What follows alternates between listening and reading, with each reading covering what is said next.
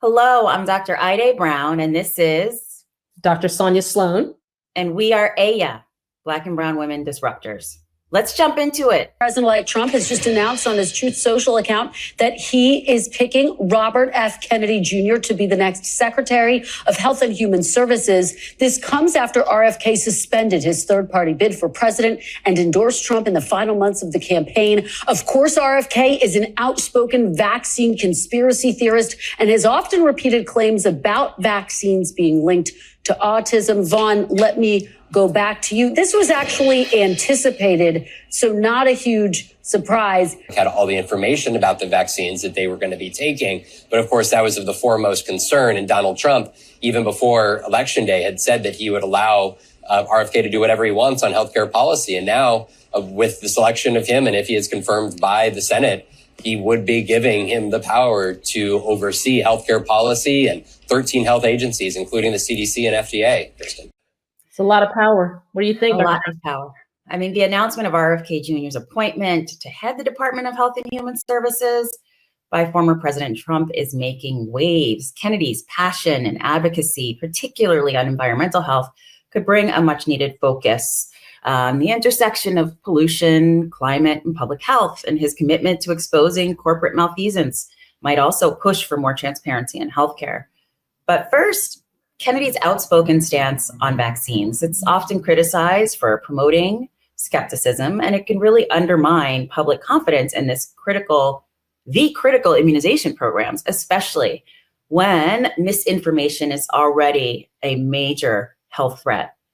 Second, he has a very limited experience in leading large-scale healthcare systems like HHS. And that raises questions about his ability to effectively oversee just a vast, complex network. And, finally, there's this issue of just partisanship. His appointment itself can be quite polarizing, particularly in public health. And this is distracting from, the Health and Human Services Department's goal for serving all Americans without any political bias. It's just we expected this finding, and this appointment, but it's, as a physician, it's so incredibly concerning. I don't know. What do you think about that?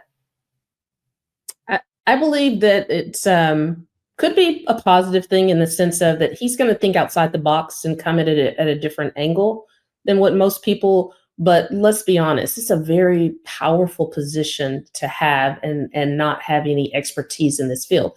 I mean, at any other time in history, be it any other person, this would definitely get canceled. He would never be confirmed. It would be challenged from day one. And we've had some of that rhetoric in the press. However, I think because we knew him running as an independent and he stepped down specifically so Trump could be the forerunner for the Republican Party. This is sort of like playing politics 101. You got to sort of give a little to get something. And so that's where we are. And I'm just hoping and believing that he's going to do right by the Health and Human Service Department and we don't lose out, tremendously, and sort of with that was another appointment that came out of left field. Let's roll that clip. Department now, we know that he is going to choose Mehmet Oz as the head of Centers for Medicare and Medicaid Services. Now, a couple things to note about Dr. Oz, in addition to being a television doctor, he also is somebody that Donald Trump put up for Senate in 2022 in Pennsylvania and lost. He was very unhappy with Dr. Oz at that point, but obviously they have cleared the air since then, since he is naming him as part of his administration. Part of the statement reads, he is an eminent physician, heart surgeon, inventor, and world-class communicator. I really wanted to highlight that point, Jake, because as we continue to see these names drip out, so many of them are being chosen because Donald Trump and his team believe that they can be an effective communicator because of their experience on television. He wants them out there defending him, defending the administration. He wants people who can actually communicate. Remember, one of the ways he's choosing them is watching clips of them on television. And obviously with Dr. Oz, there was a lot to choose from there. A lot to choose from. And Dr. Oz's appointment by Trump to oversee Medicaid and Medicare is a decision that has sparked mixed reactions on both sides of the aisle. Dr. Oz, as we can recall, rose into his prominence as the American doctor through his collaborations and exposure by who? A Black woman. A Black woman named Oprah, no? Oprah, right?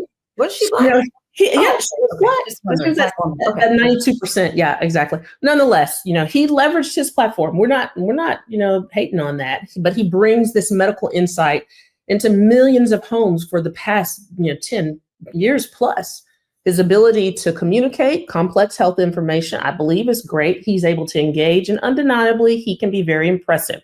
And he has gained huge financial benefits with that.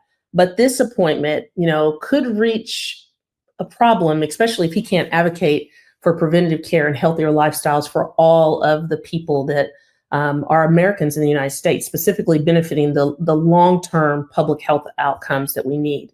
But I really want to challenge first, his celebrity status, again, starting with Oprah, has been marred some, the promotion of controversial products, and we won't go there. Secondly, he's had no experience in managing a federal programs are complex, and, especially Medicaid and Medicare, that's a monster. And so it's raising questions. Is he ready for this? We're talking the life of millions of people in the United States. And we're just going to haphazardly throw it out to someone that's not been trained for this or has any background to this. And then lastly, let's make it, the elephant in the room is his celebrity persona does risk overshadowing some of the policies and expertise that's required to navigate all of the nuances that healthcare is vulnerable for, So yeah, Dr. Oz may be charismatic and his influence is pretty big, but I'm concerned that his appointment is not going to be a balance for the public appeal at this point. What do you think, Dr. Brown? Yeah, I agree. Center for Medicaid and Medicare Services is massive. And I do think that many people cannot truly appreciate what role Medicaid and Medicare has in their lives. Most of the hospitals that you go to are supported with Medicare dollars. Any place that has a training program, they're receiving Medicaid and Medicare dollars. Medicaid funds some of the hospitals in the most rural communities. And so if it's not managed very well, or if it's managed by a TV star, it may be problematic. Again, I'm in a major city, so it may not impact me directly in New York City, but in places like Oklahoma or other places where there's a smaller concentration of physicians and world-class hospitals, this can have a detrimental impact on the health of those communities. Yeah, very high stakes, very high stakes right now. Yeah.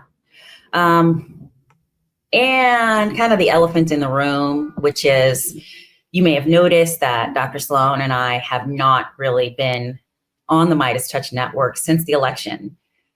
We, like many Black women in this country right now, just had to take a step back and take a breath, because a lot of work and energy was dedicated to getting out the vote in this election. And many, many people were grinding through the closure, right? The exact minute that polls closed, people were still making phone calls, getting people to the polls. I would say we're not surprised, but just a little shocked. I was so encouraged by, I would actually say that there's a belief that I think is within the Black community in the United States, this belief in the American dream and the American promise that sometimes is kind of misinterpreted. But when you think about where we are as a country, how people gained civil rights, how even how women got the right to vote, a lot of it is driven by either Black women or the Black civil rights movement. It's always pushed by trying to get equitable rights for everyone. And that I think that's really rooted in the belief of what this country is, or what this country is to represent. So with this election, given all the work that was put in, it's a little disheartening to get that slap in the face that goes, oh, okay. A reminder of who we are as a country. And frankly just needed a breath to rest and restore. To quote the great author Audre Lorde, caring for yourself is not a self-indulgence, it's self-preservation, and that's an act of political warfare. I think that many of the 92% of Black women that fought and voted in this election are engaged in this act of political warfare, of self-preservation. I don't know, what do you think? We had to take a pause to look at how much was done in a very short amount of time for what was right on behalf of the American public. But America has spoken, very true to our history, and possibly as Project 2025 begins to unfold and is revealed, I want everyone to remember one thing that Dr. King says is the ultimate measure of a man and a woman is not where they stand at the moment of comfort and convenience, but it's where do you stand at times of challenge and controversy, because that is what is coming. And so we do not walk in fear as a woman of faith. I believe you still have power in your voice. I say that we have to keep fighting, and we're looking for those leaders. Our call to action right now is, rest if you must, but we've got to carry on because our children's lives and the future of democracy depends on it. So I'll leave it with great inspiration from our Vice President Kamala Harris, my Sarah, who we have proudly stood behind, donated, lended our voices, and still stand united in the belief of America and democracy. My heart is full today, full of gratitude for the trust you have placed in me, full of love for our country, and full of resolve. The outcome of this election is not what we wanted, not what we fought for, not what we voted for, but hear me when I say, the light of America's promise will always burn bright. As long as we never give up and as long as we keep fighting. Thank you for joining us on MeidasTouch Network. Please share, like, and comment below. We'll see you next time.